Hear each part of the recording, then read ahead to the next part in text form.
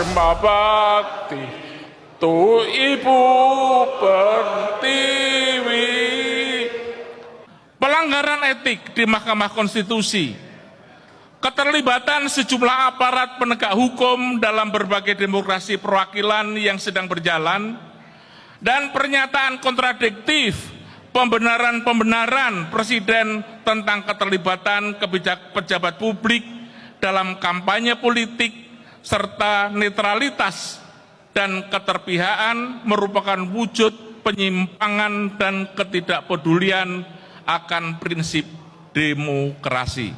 Alih-alih mengamalkan Dharma Bakti alma maternya dengan menjunjung tinggi Pancasila dan berjuang mewujudkan nilai-nilai di dalamnya, tindakan Presiden Jokowi justru menunjukkan bentuk-bentuk penyimpangan pada prinsip-prinsip dan moral demokrasi, kerakyatan, dan keadilan sosial yang merupakan esensi dari nilai Pancasila.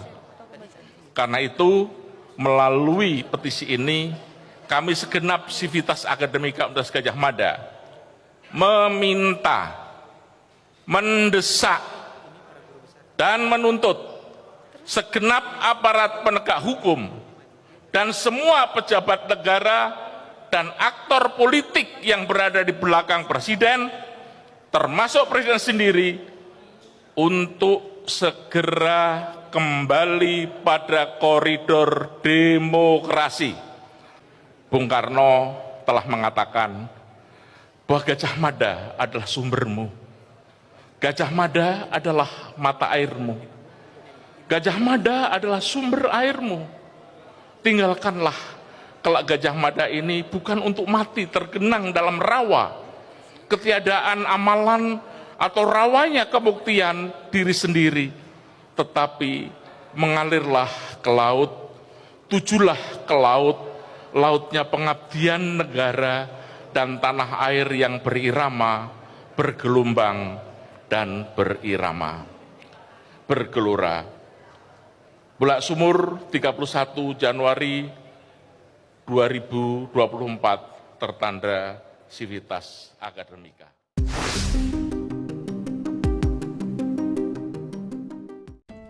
Assalamualaikum warahmatullahi wabarakatuh. Salam sejahtera bagi kita semua. Om Swastiastu, Namo Buddhaya, salam kebajikan. Teman-teman, berbicara masalah petisi Bulak Sumur, saya secara pribadi berpendapat, jujur saya malah jadi bertanya-tanya ya. Di sisi lain ini nasihat yang baik ya untuk Pak Jokowi supaya kembali ke jalan yang benar, supaya kembali ke rel demokrasi yang sesuai.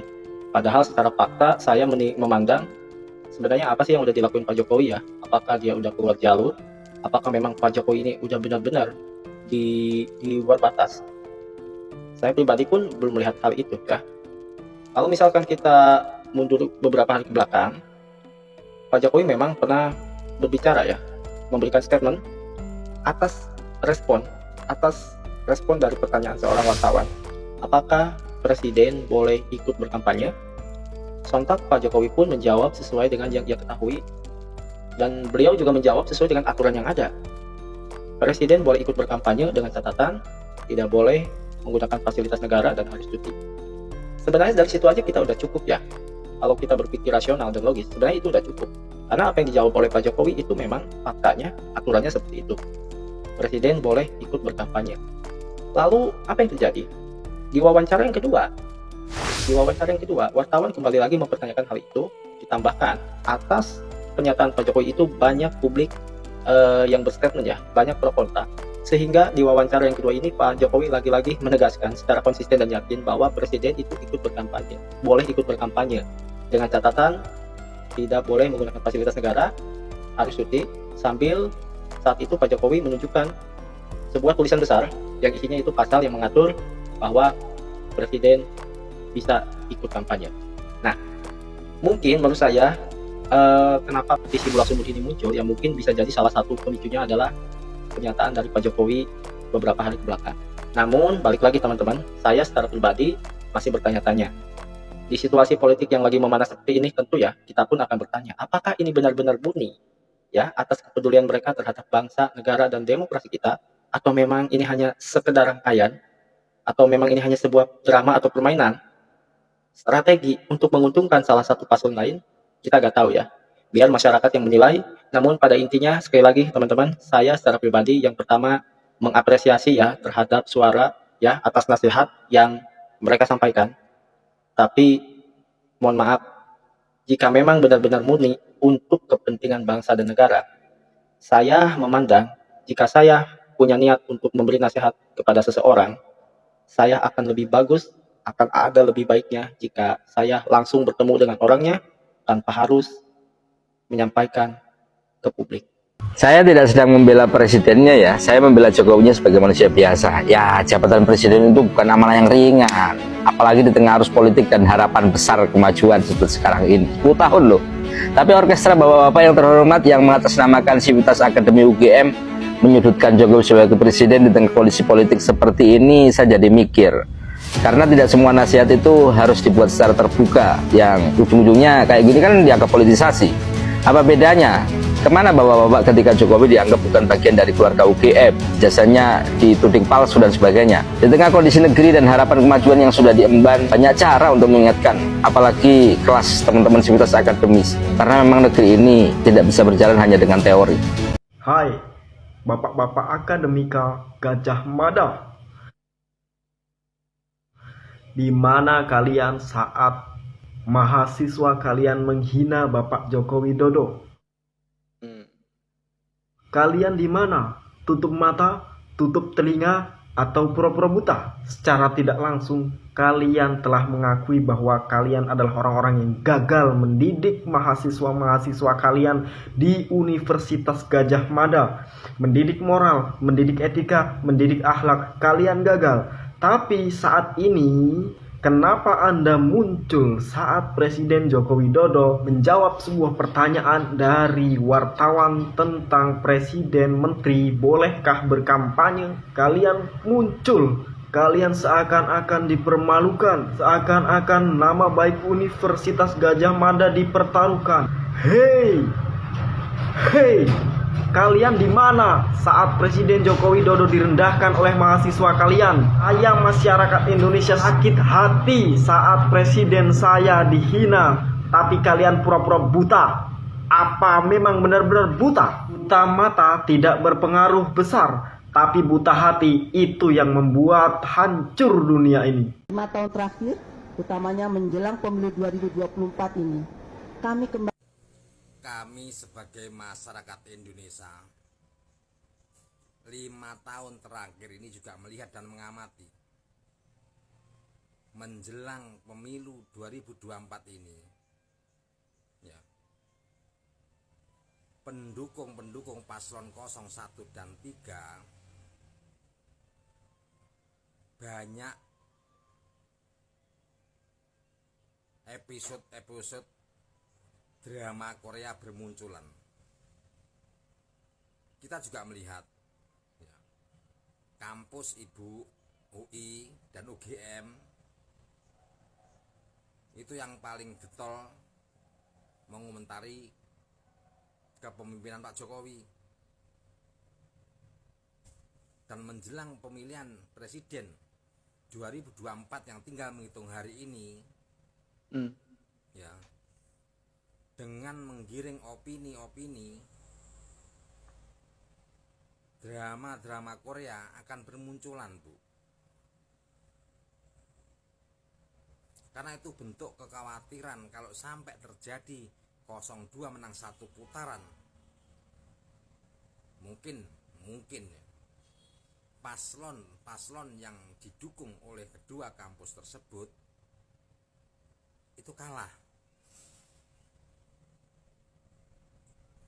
Terus kalau bahasanya ya, pembatasan berekspresi, ekspresi sama menghina itu beda, Bu. Ya. Kalau ekspresi itu bahasanya ya mengkritik kinerja, bukan secara fisik pemimpin.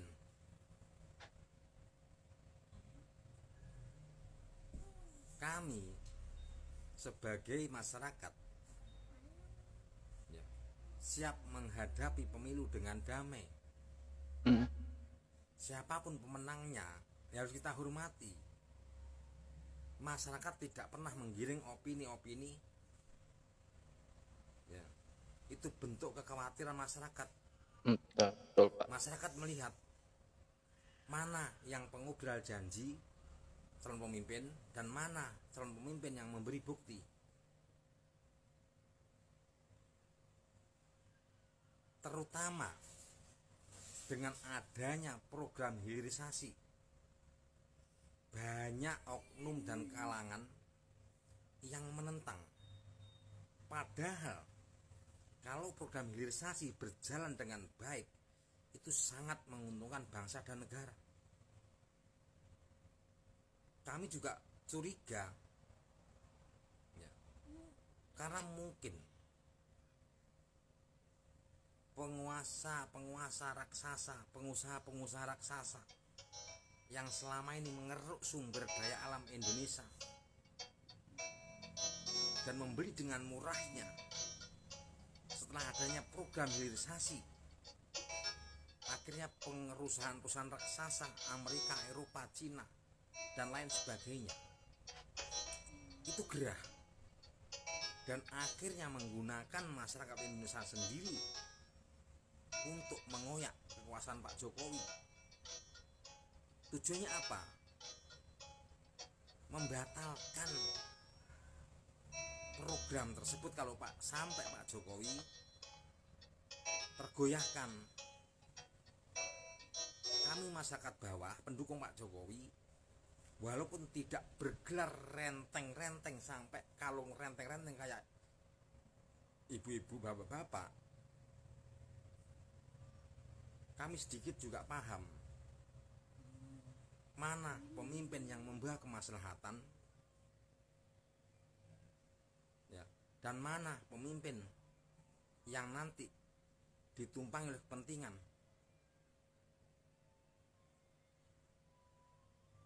Memang Indonesia ini luasnya luar biasa, penduduknya berjuta-juta. Walaupun pemimpin sebagus berlian pun masih ada yang mencaci maki.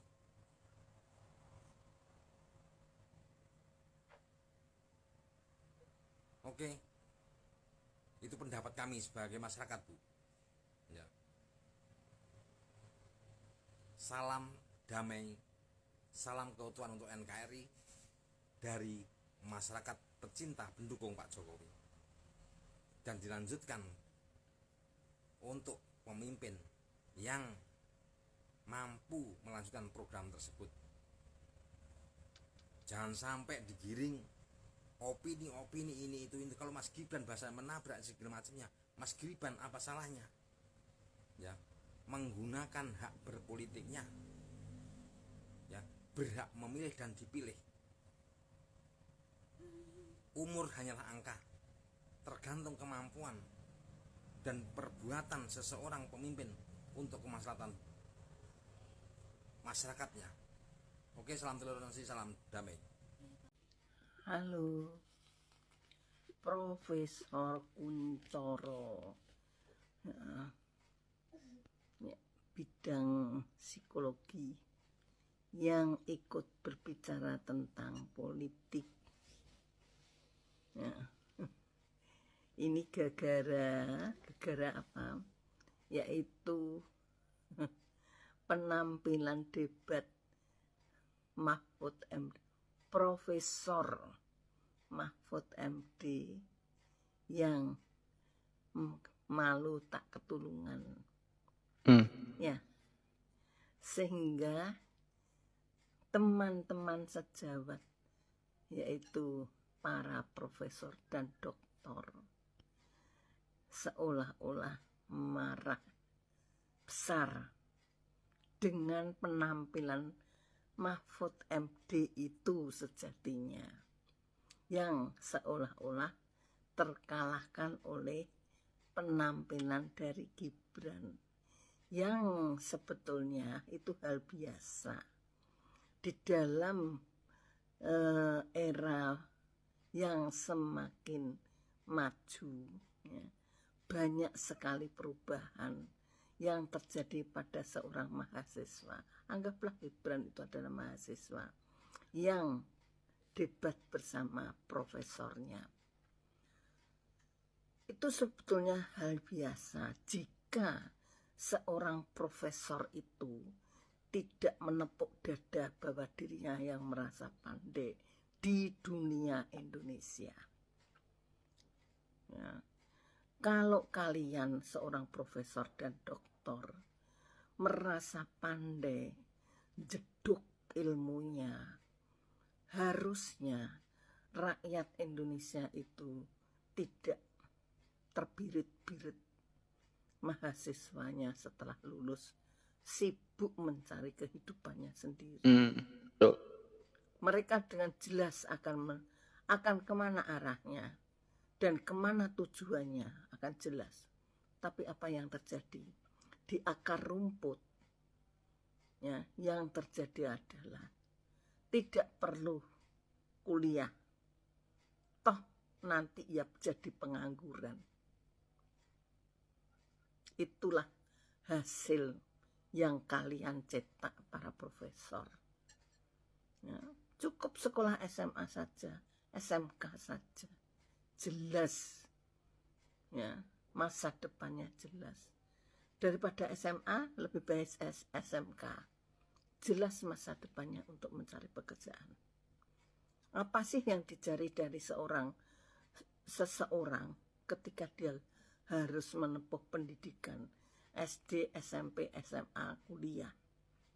Ketika SD harus SMP karena persyaratan pabrik, ya, perusahaan.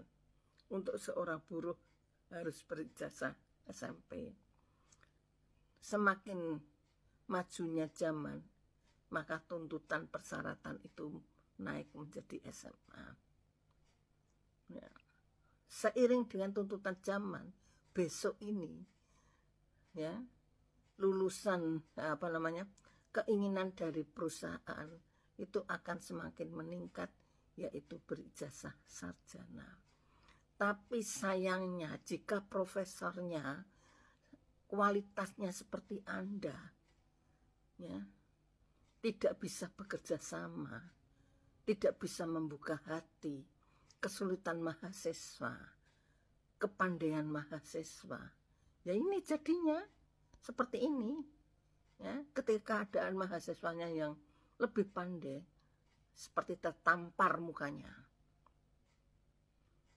Semua yang mengklarifikasi di Metro TV di mana saja sama.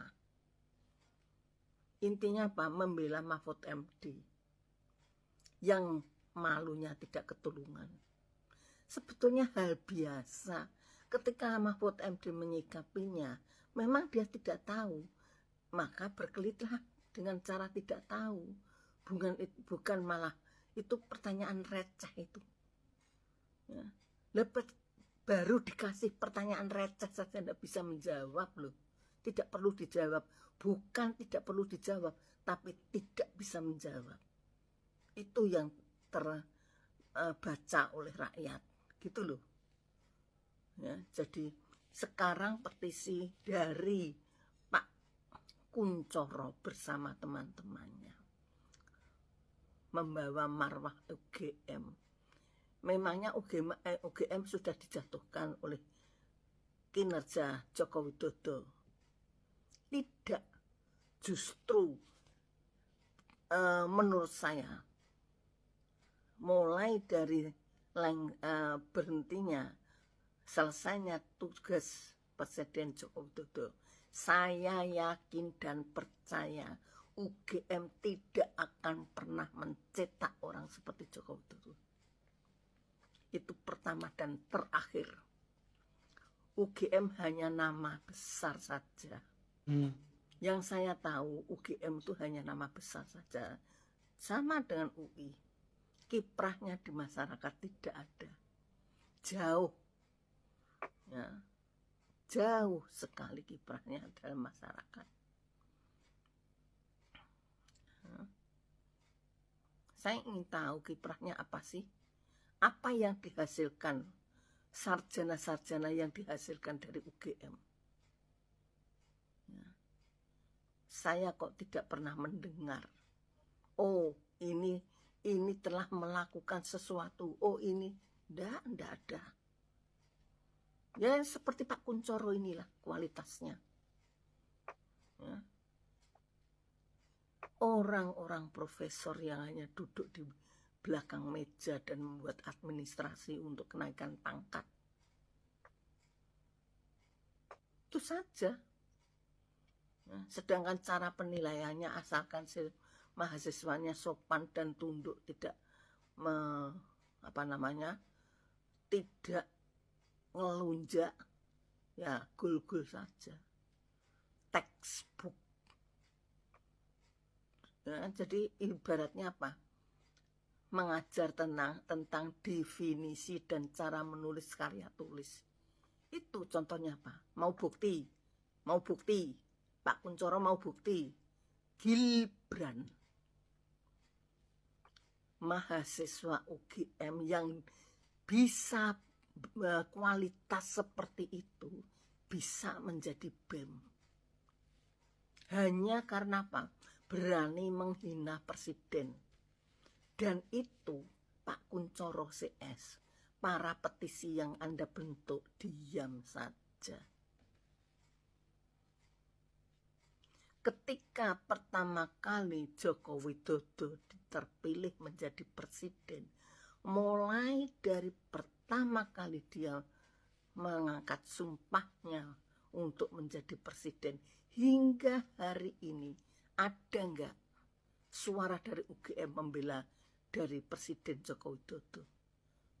Satu kata pun tidak.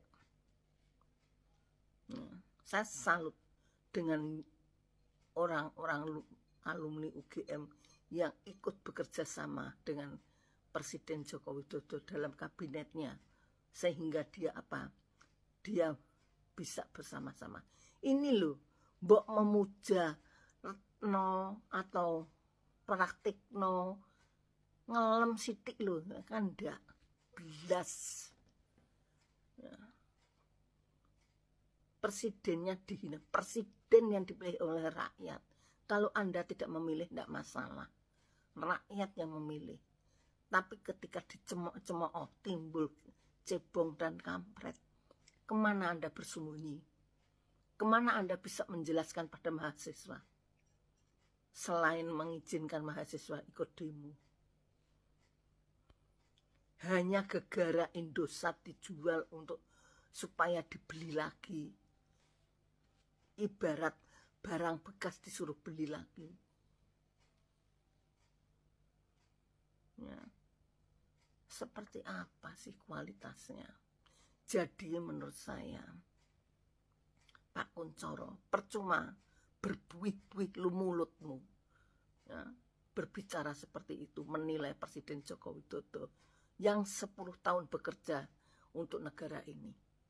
Setelah kelompok petisi 100 bertemu dengan Profesor Mahfud MD selaku Menteri Koordinator Politik Hukum dan Keamanan terkait dengan pemaksulan Jokowi selaku Presiden Republik Indonesia, maka tidak selang berapa lama setelah dinamika gonjang-ganjing rencana kemunduran Profesor dari kementerian, kursi kementerian, oleh karena ingin leluasa mengungkapkan data dan juga tidak ingin menggunakan fasilitas negara.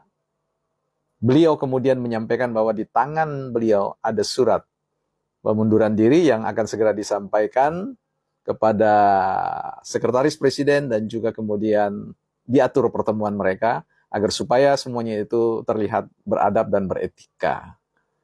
Dan kemudian muncul petisi dari Bulak Sumur, dari beberapa profesor yang mengatasnamakan Civitas Academica yang diinisiasi oleh Pusat Studi atau Kajian Pancasila yang menyampaikan bahwa agar Jokowi kembali ke koridor demokrasi. Dan setelah itu kemudian muncul lagi pernyataan Universitas Islam Indonesia Yogyakarta mengatasnamakan Civitas Academica termasuk yayasannya untuk menyampaikan bahwa agar Jokowi tidak memainkan politik bansos dan juga bisa menjadi pemimpin yang bisa diteladani dalam konteks bagaimana netral dalam berdemokrasi dan seterusnya sebagaimana yang disampaikan oleh juru bicara. Pertanyaannya adalah apakah rangkaian kegiatan itu, event tersebut memiliki cerita yang bersambung, bergayung sambut, atau ada benang merahnya. Kita bicara profesor dan politik domino, bukan partai politik. Teman-teman, kita coba baca satu buku ya sebelum kita bahas sedikit soal itu. Ada satu buku ya yang ditulis rame-rame ya oleh penulis luar. Kalau kita mau belajar ilmu politik, yaitu pengantar ilmu politik ya di sini. Nah, di halaman pertama di situ ya, halaman pertama saja sudah menarik ya. Ada ungkapan jenaka oleh Mark Twain bahwa setiap orang tahu politik tetapi tak seorang pun yang memahaminya. Setiap orang tahu politik tetapi tak seorang pun yang memahaminya. Wah, ini dalam sekali filsafatnya ya. Setiap orang tahu politik tetapi tidak semua orang tahu politik tapi tidak seorang pun memahaminya. Ini bisa sama dengan pengertian semua orang tahu tentang demokrasi tapi tidak satupun yang memahaminya. Semua orang tahu yang namanya etika tapi tidak satu orang pun yang paham tentang etika. Berarti kita semua tidak paham itu. Tahu tapi tidak paham. Ini bisa jadi ada kebenarannya, termasuk MK-MK yang tahu tapi tidak paham tentang etika, ya bisa jadi seperti itu. Tapi oke lah, ini bukan itu yang saya mau bicarakan. Bicara tentang politik domino. Pertanyaan ini kali ini saya mau bertanya kepada teman-teman sekalian, kira-kira ada nggak hubungan benang merahnya antara semua kejadian itu? Apakah ini merupakan sebuah domino effect atau efek domino yang kemudian bisa menjelaskan bahwa ternyata persoalan itu punya rangkaian benang merahnya, ikatannya. Coba kita lihat begini. Saya mencoba untuk mensketsakannya ya, bisa jadi saya salah. Profesor Mahfud MD adalah seorang yang belajar di tingkat level S1 di Universitas Indonesia, Universitas Islam Indonesia Yogyakarta. Kemudian menempuh pendidikan S2 di Gadjah Mada dan juga S3-nya di Gadjah Mada. Nah, berikut kemudian diangkat menjadi seorang tenaga pengajar dosen di Universitas Islam Indonesia Yogyakarta tahun sekitar 1984-an. 80-an lah, sebut saja demikian. Atau mungkin tahun yang lain. Kemudian beliau menjadi profesor atau guru besar di Universitas Islam Indonesia. Nah, sampai di sini teman-teman, apakah ini sah atau bisa dilihat ada sebuah ikatan politik dominonya atau ikatan tarikannya, ya, tarikan benang merahnya di situ, ya, bahwa ternyata statement-statement, petisi-petisi itu, ya, membonceng, ya, jadi semacam kuda Troya bagi eksistensi Profesor Mahfud MD dalam konteks kontestasi. Ya, itu bisa benar, bisa juga tidak. Ya, silakan saja masyarakat memberikan penilaian ya. Tapi saya tidak mau lihat ke situ. Saya mau lihat begini. Dari resapan, saya mencoba untuk bukan sekedar tahu tentang apa yang disampaikan bahwa ada petisi 100 tentang pemaksulan, ada petisi Bulak Sumur bicara tentang kembali ke koridor demokrasi, ada pernyataan yang mengharapkan bahwa Jokowi tidak memainkan politik personalitas dan juga tidak melakukan politik bansos dan sebagainya. Bukan itu, tapi saya mencoba untuk memahami mengapa kemudian mereka bisa muncul, gerakan ini muncul. Apakah kita mengalami hal disebut dengan kegagalan demokrasi atau malpraktek demokrasi? Itu sesuatu yang perlu kita jernihkan nanti terus-menerus kita ikuti. Saya ingin bertanya tentang fungsi DPR. Mengapa DPR kemudian kalah cepat? Kalau memang ada problem-problem serius dalam konteks kinerja, ya, performa kepemimpinan dari Jokowi, kepemimpinan politik itu. Bukan kita mengenal Jokowi itu dari dulu seperti itu adanya, ya. Nah, di sini kita akan tertarik untuk bertanya bahwa DPR itu kan punya fungsi bukan hanya sekedar budgeting atau legislasi, tetapi fungsi dari DPR itu adalah pengawasan. Nah, ketika berbicara tentang pengawasan, apakah lepas dari pandangan mata mereka? Apalagi di dalam itu kan banyak politisi-politisi PDIP. Apakah tidak bisa melihat itu dan kemudian membangun suara di dalam untuk melakukan evaluasi terhadap kinerja Jokowi? Kenapa harus dilakukan oleh petisi yang lain, oleh Bulak Sumur, oleh UII?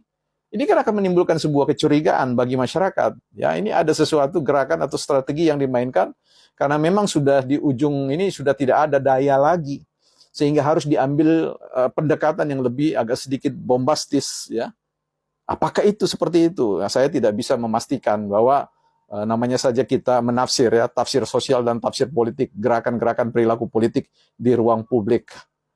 Saya kira itu poin saya. Silakan teman-teman menjawabnya. Bukan partai politik.